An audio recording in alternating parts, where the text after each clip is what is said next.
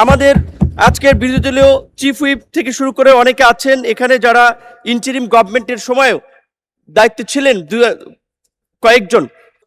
সরকার দলীয় জোটের একজন বন্ধু উনি অনেক কথা বললেন, অন্তর্বর্তী সরকারের দায়টায় দিলেন। তো ওনারা এখন সরকারের পার্ট, প্রতিমন্ত্রী হয়েছেন, ওনাদের আন্দোলনের ফসল।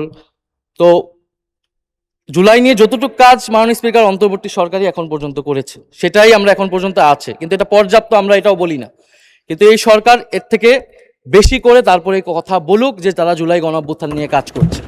আমাদের অনেক তরুণ বন্ধুরা বিপ্লবী কথাবার্তা বলেন, অথচ দীর্ঘ 18 মাস তারা কিন্তু সরকারের একেবারে অবিচ্ছেদ্য অংশ ছিল, পার্ট ছিল। এই বিচার কিংবা এই আহতদের ক্ষতিপূরণ, তাদের কল্যাণের জন্য তারা সঠিক পরিকল্পনা নেয়নি। এটা অত্যন্ত দুঃখজনক। বা প্রধান স্টেক হোল্ডারও যদি বলি, রাজনৈতিক দল হিসেবে বিএনপি এবং এই সংসদে উপস্থিত আছেন তাদের সরকার দলীয় কিছু কিছু এমপি এই গণ অভ্যুত্থানের বিরুদ্ধে কথা বলছে। জুলাই গণ অভ্যুত্থান কি ডিজাইন ছিল না ষড়যন্ত্র ছিল মাননীয় স্পিকার ওনারা জানেন না। ওনারা জানেন না কে কিভাবে আন্দোলনে এসেছিল, কে কখন মারা গিয়েছে, স্নাইপার ছিল কি ছিল না ওনারা জানেন না। তো মাননীয় স্পিকার, তো যারা জানেন, যারা মাঠে ছিল তাদের থেকে জেনে নিতে পারেন উনি, কিন্তু এই ধরনের বক্তব্যের আমরা কঠোর নিন্দা এবং প্রতিবাদ জানাই। মাননীয় স্পিকার, আমরা আরো দেখি এই সরকার দলের বিএনপির সংসদ সদস্য যিনি জুলাই গণ অভ্যুত্থানে যারা মারা গিয়েছেন এবং তাদের সাথে পুলিশি হত্যাকাণ্ডের তুলনা করছেন। এই বয়ানটা আওয়ামী লীগের বয়ান এবং পুলিশের হত্যাকাণ্ড এটা নাকি হাজার ছাড়িয়ে যাবে, হাজারে প্রকাশ করতে হবে, এই ধরনের কথা তিনি টকশোতে গিয়ে বলে বেড়াচ্ছেন। বক্তব্য রাখবেন মাননীয় প্রতিমন্ত্রী, পটুয়াখালী 3 আসন থেকে নির্বাচিত মাননীয় সদস্য জনাব মোহাম্মদ নুরুল হক। আপনার সময় 5 মিনিট। ধন্যবাদ। বিসমিল্লাহির রহমানির রহিম। মাননীয় স্পিকার, আপনাকে ধন্যবাদ। আপনার মাধ্যমে মাননীয় সংসদ সদস্য আক্তার হোসেনকেও ধন্যবাদ। তিনি বিষয়টি আজকের সংসদে সকলের দৃষ্টিতে এনেছেন। আমরা সকলেই একথা সংসদের শুরু থেকেই বলে আসছি, স্বীকার করে আসছি যে দীর্ঘ 17 বছরের ধারাবাহিক আন্দোলন সংগ্রামের মাধ্যমে এই জুলাইয়ের ঐতিহাসিক গণ অভ্যুত্থান এবং যেই গণ অভ্যুত্থান পরবর্তী আজকের এই সংসদের অনেক দায় আছে দেশের প্রতি এবং বিশেষ করে তরুণ প্রজন্মের প্রতি। আমাদের কিছুক্ষণ পূর্বেই একজন মাননীয় সংসদ সদস্য, একজন শহীদের মা, তিনিও বলেছেন তিনি প্রতিনিয়তই সন্তান হারানোর ব্যথায় তিনি নিমজ্জিত থাকেন। এবং আমাদের এই সংসদের মাননীয় প্রধানমন্ত্রী থেকে বিরোধী দলীয় নেতা প্রত্যেকটি সংসদ সদস্যই এই গত 17 বছরের এই ফ্যাসিবাদী দুঃশাসনের একেবারেই প্রত্যক্ষদর্শী। আমরা জানি যে 111-এর সেই বিতর্কিত সরকারের নীল নকশায়, এবং এটা স্পষ্টতই আজকে বলতে হবে যে এটা আমাদের প্রতিবেশী রাষ্ট্রের একটি ষড়যন্ত্রে আমরা দেখেছি বাংলাদেশের গণতন্ত্রকে ধ্বংস করে একটি ফ্যাসিবাদী রাষ্ট্রে পরিণত করার জন্য কিভাবে সেই বিতর্কিত একটি নির্বাচন করেছিল, যে নির্বাচনের মধ্য দিয়ে আওয়ামী লীগ ক্ষমতায় এসে পর্যায়ক্রমে বাংলাদেশের স্বাধীনতা সার্বভৌমত্বের প্রতীক সেনাবাহিনীকে পঙ্গু করার জন্য প্রথমেই পিলখানা বিদ্রোহের নামে মেধাবী সেনা অফিসারদেরকে হত্যা করা হয়। আপনি দেখেন যে বাংলাদেশের ঐতিহাসিক যতগুলো পরিবর্তন আছে, 71-এর মুক্তিযুদ্ধ থেকে শুরু করে 90-এর স্বৈরাচার বিরোধী আন্দোলনে কিংবা সর্বশেষ জুলাই গণ অভ্যুত্থানেও সেনাবাহিনী যখন একটা প্রো পিপল পজিশন নিয়েছে তখন এদেশের জনগণের জয় হয়েছে। সেই সেনাবাহিনীকে পঙ্গু করার জন্য পিলখানার হত্যাকাণ্ড থেকে শুরু করে সেই সময়ের এই দেশের ইসলাম প্রিয় আলেম ওলামাদেরকেও একটা নির্মম নিষ্ঠুরতার মধ্যে দিয়ে শাপলা চত্বরে কি বর্বরোচিত হত্যাকাণ্ড ঘটানো হয়েছিল আমরা জানি।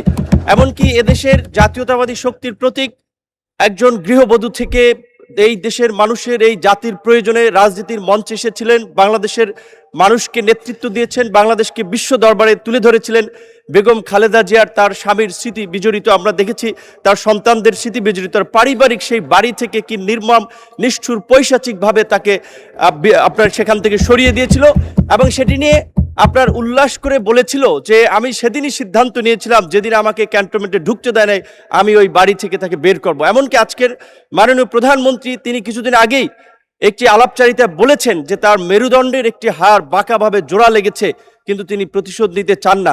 সেম ঘটনা আমাদের অনেকের আছে।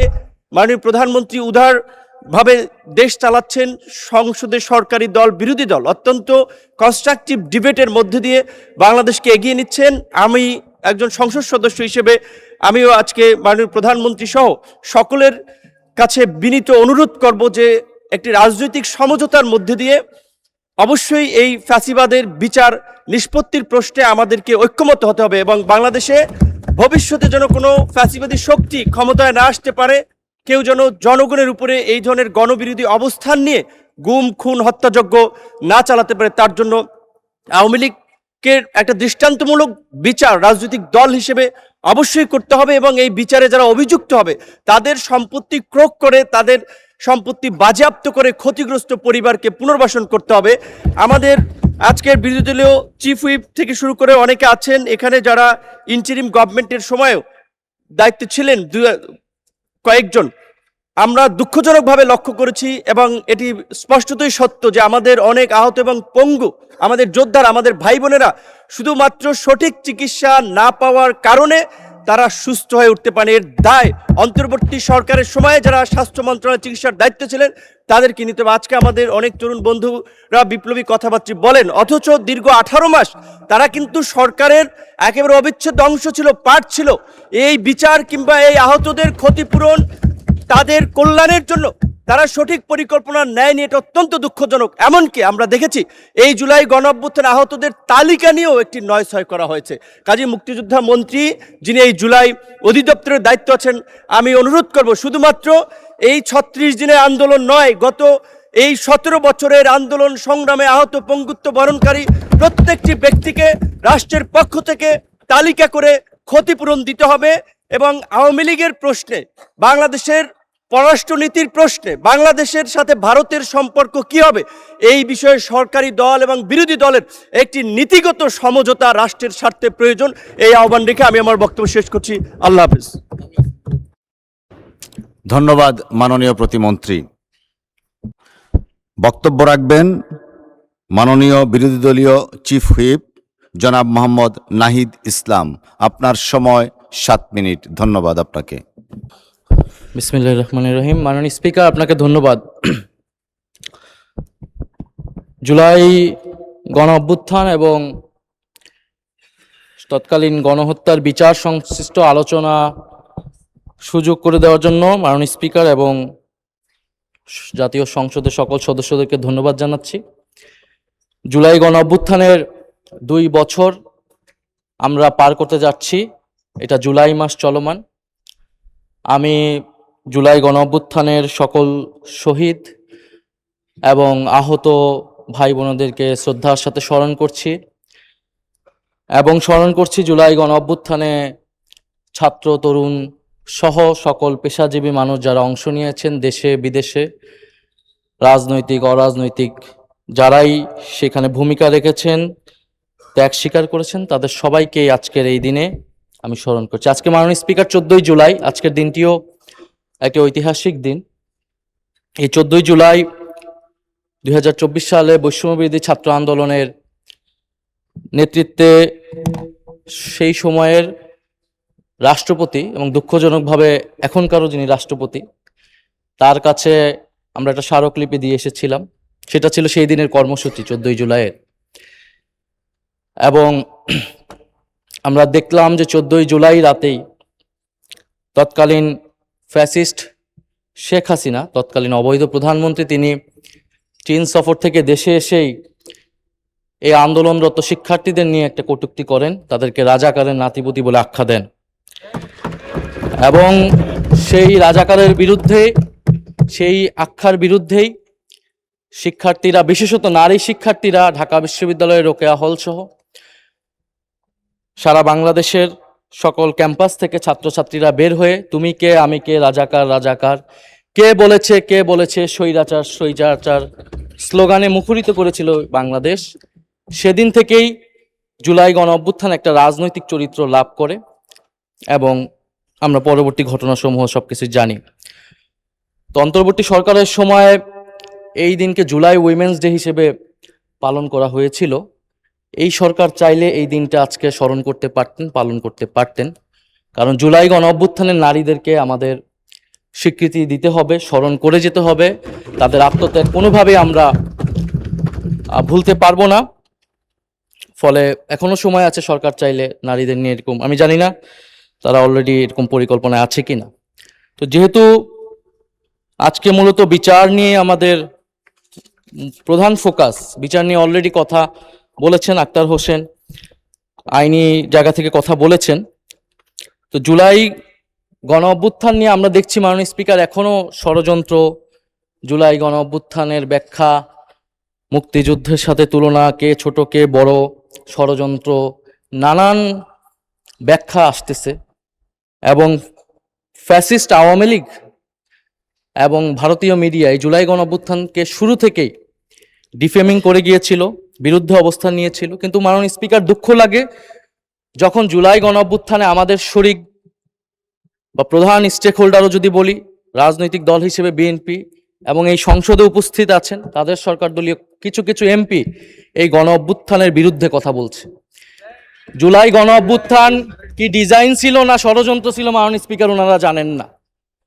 ওনারা জানেন না কে কিভাবে আন্দোলনে এসেছিল, কে কখন মারা গিয়েছে, স্নাইপার ছিল কি ছিল না, ওনারা জানেন না। তো মাননীয় স্পিকার, তো যারা জানেন, যারা মাঠে ছিল তাদের থেকে জেনে নিতে পারেন উনি, কিন্তু এই ধরনের বক্তব্যের আমরা কঠোর নিন্দা এবং প্রতিবাদ জানাই। মাননীয় স্পিকার, আমরা আরো দেখি এই সরকার দলের বিএনপির সংসদ সদস্য যিনি জুলাই গণ অভ্যুত্থানে যারা মারা গিয়েছেন এবং তাদের সাথে পুলিশি হত্যাকাণ্ডের তুলনা করছেন। এই বয়ানটা আওয়ামী লীগের বয়ান এবং পুলিশের হত্যাকাণ্ড এটা নাকি হাজার ছাড়িয়ে যাবে, হাজারে প্রকাশ করতে হবে, এই ধরনের কথা তিনি টকশোতে গিয়ে বলে বেড়াচ্ছেন। আমরা মুজিব বাহিনীর মুক্তিযোদ্ধাদের ইতিহাস জানি, সেই গল্প আজকে বলবো না মাননীয় স্পিকার। তো কথায় কথায় মুক্তিযুদ্ধকে বিকৃত করা, মুক্তিযুদ্ধের সাথে জুলাই গণ অভ্যুত্থানকে তুলনা করার ষড়যন্ত্র এবং রাজনীতি মাননীয় স্পিকার আমরা কিন্তু ঠিকমতোই বুঝি। মাননীয় স্পিকার, মামলা বাণিজ্য 1499টা মামলা হয়েছে প্রথম আলো একটা রিপোর্টের অনুসারে 5ই আগস্টের পরে। এর মধ্যে প্রথম আলো 40টি মামলা খতিয়ে দেখেছে। প্রথম আলোর একটা অনুসন্ধানী রিপোর্টে মামলার বাদীদের 14 জন বিএনপির সাথে জড়িত। 21টি মামলার হওয়ার আগে পরে কোনো না কোনো আসামির কাছ থেকে অর্থ দাবি, অর্থ লেনদেনের অভিযোগ পাওয়া গিয়েছে। বাকি 19 মামলায় রাজনৈতিক, ব্যবসায়িক, পেশাগত, পারিবারিক দ্বন্দ্ব থেকে অনেককে আসামি করা হয়েছে বলে অভিযোগ করেছেন ভুক্তভোগী ব্যক্তি ও তাদের স্বজনরা। আমার কাছে নামগুলাও আছে, অনেকগুলা রিপোর্ট এসেছে বিএনপির কারা কারা তৃণমূলে এই অনেকগুলা ভুয়া মামলা করেছে, যে মামলায় যে আসল আসামি, যে গণহত্যাকারী, তার নামও আছে, আবার একজন সাধারণ ব্যবসায়ী বা ব্যক্তিগত দ্বন্দ্ব আছে তার নামও আছে। এমনকি বিএনপির অনেক নেতাকর্মীরও নাম আছে, তার অন্য পক্ষ হলে, অন্য কোরাম হলে তাদের নামও সেই মামলায় ঢুকিয়ে দেওয়া হয়েছে। এই হচ্ছে মাননীয় স্পিকার মামলার, সারা দেশে যে সাধারণ মামলাগুলো এবং অন্তর্বর্তী সরকারের সময় স্বরাষ্ট্র মন্ত্রণালয় থেকে উদ্যোগ নেওয়া হয়েছিল এই মামলাগুলোকে স্ক্রুটিনি করা। স্বরাষ্ট্রমন্ত্রী ভালো বলতে পারবেন এখন কি অবস্থায় আছেন। তারপরে মাননীয় স্পিকার, আইসিটির ট্রাইব্যুনাল, তো ট্রাইব্যুনালের চিফ প্রসিকিউটর ওনারা সরিয়ে দিলেন, ওনারা ক্ষমতায় এসে কেন সরিয়ে দিলেন এর কোনো ব্যাখ্যা আমরা ওনাদের কাছ থেকে পাইনি। তা আমরা আশা করেছি যে উনি সরিয়ে দিয়েছেন ওনারা, যে এই কাজ, মামলার কাজ যাতে দ্রুততার সাথে এগোয়, আরো দক্ষতার সাথে যাতে ওনারা বিচারগুলো করতে পারেন। মাননীয় স্পিকার একটু সময় বাড়িয়ে দিবেন। মাননীয় স্পিকার, এই সরকার গঠিত হওয়ার পর কিছু রায় এসেছে, কিন্তু এই রায়গুলা, এই মামলার সব প্রসিডিওর আগের প্রসিকিউশন টিমই সম্পন্ন করে গিয়েছে। নতুন করে 3টি মামলার অভিযোগ গঠন করা হয়েছে, যার সবগুলো প্রসিকিউশন তদন্ত, আগের প্রসিকিউশন তদন্ত সম্পন্ন করেছে। আমার জানা মতে নতুন করে কোনো মামলার তদন্ত প্রক্রিয়া বর্তমান প্রসিকিউশন আগাতে পারেননি। মাননীয় আইনমন্ত্রী হয়তো ভালো আমাদেরকে সঠিক তথ্যটা দিতে পারবেন, আমি যদি ভুল হয়ে থাকে আমি খুশি হব যদি দ্রুততার সাথে আগায়, এটা আমাদের সকলের জন্যই সুখবর থাকবে। মাননীয় স্পিকার, যদি জি, আপনাকে আর 2 মিনিট বাড়িয়ে দেওয়া হলো, ধন্যবাদ। মাননীয় স্পিকার, আমাদের একজন সংসদ সদস্য বলেছেন বিরোধী দলীয়, যে এই ট্রাইব্যুনাল দিয়ে বিচার সম্পন্ন করতে হলে দক্ষ বিচারক লাগবে, ট্রাইব্যুনাল বাড়াতে হবে। অন্তর্বর্তী সরকারের বাস্তবতা আমরা জানি, সেই সময় অনেক ধরনের চাপ ছিল, সরকারের সময় নির্ধারিত ছিল না, কিন্তু এই সরকার তো 5 বছরের জন্য নির্বাচিত সরকার। ট্রাইব্যুনাল নিয়ে তাদের পরিকল্পনা কি? এই ট্রাইব্যুনাল দিয়ে এই বিচার প্রক্রিয়া সঠিকভাবে সম্পন্ন করা যাবে না সঠিক সময়ের মধ্যে। ফলে প্রসিকিউশন টিমে দক্ষ আইনজীবী নিয়োগ এবং ট্রাইব্যুনাল বাড়ানো নিয়ে সরকারের কি পরিকল্পনা আমরা জানতে চাই। মাননীয় স্পিকার, আমাদের সরকার দলীয় জোটের একজন বন্ধু, উনি অনেক কথা বললেন, অন্তর্বর্তী সরকারের দায়টায় দিলেন। তো ওনারা এখন সরকারের পার্ট, প্রতিমন্ত্রী হয়েছেন, ওনাদের আন্দোলনের ফসল। তো জুলাই নিয়ে যতটুকু কাজ মাননীয় স্পিকার অন্তর্বর্তী সরকারই এখন পর্যন্ত করেছে, সেটাই আমরা এখন পর্যন্ত আছে, কিন্তু এটা পর্যাপ্ত আমরা এটাও বলি না। কিন্তু এই সরকার এর থেকে বেশি করে তারপরে কথা বলুক যে তারা জুলাই গণঅভ্যুত্থান নিয়ে কাজ করছে। বাজেটে ভাতা দেওয়া হয়েছে, এটা অন্তর্বর্তী সরকারের সময় সিদ্ধান্ত নেওয়া, তারা এবার এটা কন্টিনিউ করেছে, এই জন্য তাদেরকে ধন্যবাদ দিচ্ছি। জাদুঘর, সেটাও অন্তর্বর্তী সরকারের সময় উদ্যোগ নেওয়া, ট্রাইব্যুনাল বলেন, সবকিছুই। তো আমরা আশা করব এটাও পর্যাপ্ত না, ওনারা পর্যাপ্ত উদ্যোগ নেবেন, সেটা আমরা আশা করছি। মাননীয় স্পিকার, আমরা দল হিসেবে আওয়ামী লীগের বিচার চাই। ট্রাইব্যুনালে দল হিসেবে আওয়ামী লীগের বিচার করা হবে, যেই দল ইতিহাসে দুইবার সুযোগ পেয়ে এদেশে গণহত্যা করেছে, এদেশে গণতন্ত্রকে হত্যা করেছে এবং এদেশের সকল প্রতিষ্ঠান ধ্বংস করেছে, লুটপাট করেছে। আমরা বাকশালের কথা জানি, ইতিহাস থেকে পড়েছি, এবং জুলাই গণ অভ্যুত্থান সহ গত 16 বছর আমরা সচক্ষে দেখেছি। এবং জুলাই গণ অভ্যুত্থানের যে হত্যাকাণ্ডের সাথে জড়িত, তার বিচার দল হিসেবে আওয়ামী লীগকে করতে হবে। শেখ হাসিনার মামলার রায় হয়েছে, আমি নিজেও একজন সাক্ষী, জানি না সরকার দলের বন্ধু কেউ সাক্ষী আছেন কিনা। সেই মামলার রায় কার্যকর করার জন্য দ্রুত সময়ের মধ্যে দিল্লির সাথে মাননীয় স্পিকার